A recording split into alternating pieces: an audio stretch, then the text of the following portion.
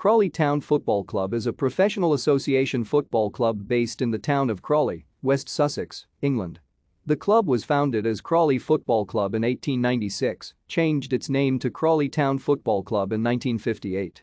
The team compete in League Two, the fourth tier of the English Football League system.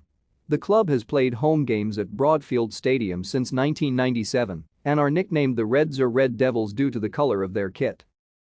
Founded in 1896, Crawley helped to found the West Sussex League later that year, before transferring to the Mid-Sussex League.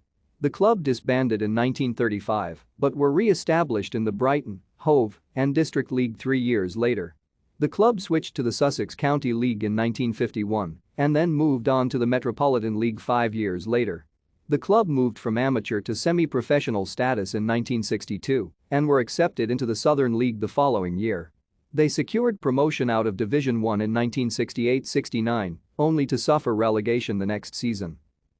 Crawley were promoted out of the Southern League Southern Section 1983-84 and spent the next 21 seasons in the Premier Division before winning promotion into the conference as champions of the Southern League in 2003-04. Thank you for watching. Like and subscribe if you would like to view more of our videos. Have a nice day.